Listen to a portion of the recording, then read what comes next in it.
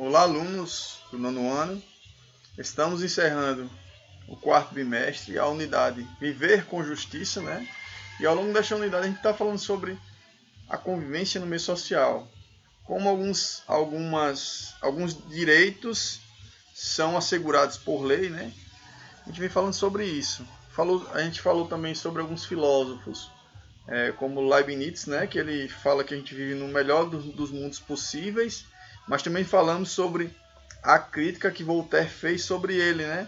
Dizendo que esse pensamento pode induzir também a questão da inércia, né? De você ficar parado, esperando as coisas acontecerem, achar que o mundo já acontece da forma que é, porque o ser humano é imperfeito, né?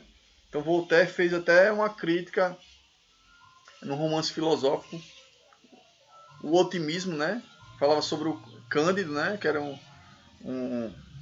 Que era um personagem que vivia num castelo onde tudo acontecia às mil maravilhas, né? E ao final ele percebeu que aquele mundo que ele viveu era um mundo de ilusão, que era apenas dentro do castelo. Fora existia inúmeras desigualdades e inúmeras discrepâncias, inúmeras diferenças entre as pessoas, né? Então, nesse sentido, essa unidade vem falando sobre isso. A gente falou sobre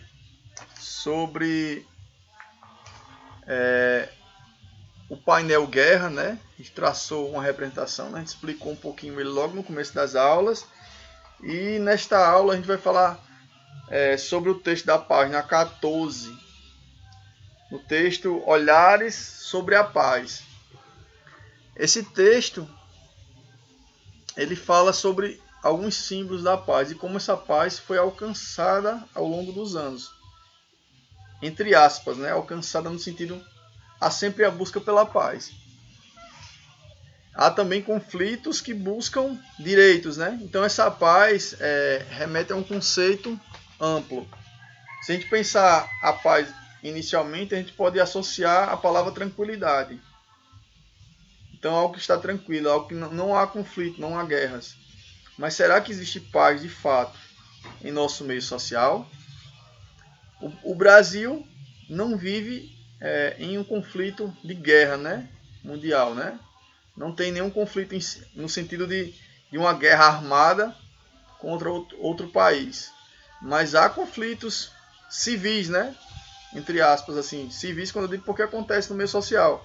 Conflitos ligados às desigualdades sociais, ao acesso à moradia, ao acesso a direitos básicos, né? Se a gente for pensar nas populações que vivem nas comunidades, que antigamente era descrita como favelas, né? As pessoas que vivem nas comunidades. Será que o problema da criminalidade, do tráfico de drogas, não é reflexo de nossa sociedade que não assegura os direitos que estão previstos em leis, na legislação brasileira? Será que é isso, pessoal? Vamos refletir a respeito disso, né? Então há inúmeros problemas. O Brasil pode estar em paz no sentido de não ter um conflito armado com outros países.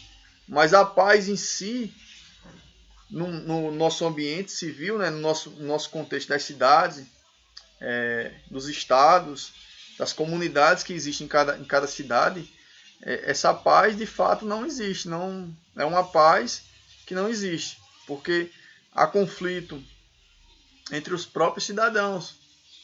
Então, o conceito de paz é muito subjetivo. Depende do ponto de vista que a pessoa está percebendo essa paz. Então a paz ela pode ser também ligada à busca dos direitos, à busca por condições de vida melhor para a população, a busca pela representatividade étnica, racial, dos direitos civis, dos direitos, por exemplo, de grupos, de minorias, de grupos ligados a questões de gênero também. Então há diversas formas de paz, né? Diversas formas que a gente pode pensar essa paz. Então os conflitos os conflitos acontecem no nosso meio social. E nesta aula a gente vai falar sobre isso, está falando sobre alguns símbolos que podem representar a paz. A bandeira branca é um deles, a pomba branca da paz, no caso, né, que já tem esse exemplo, né? Quando a gente pensa também na religião, Jesus que pregava a paz, né? A representação simbólica, né, da pomba como o Espírito Santo, né, tem essa representação. Então, há inúmeras representações da paz, né? E na página 15, se no primeiro momento a gente falou sobre conflitos, falando sobre guerra, né? A gente falou sobre aquele painel de Cândido Portinari, logo no começo das aulas, do quarto bimestre, né? O painel guerra, e tem um painel complementar, que é o painel paz, né? Guerra e paz. O painel guerra, ele tem inúmeras representações simbólicas, analogias com os conflitos mundiais, né? Devido ao período que foi criada essa obra, o autor tentou representar o que estava acontecendo de fato.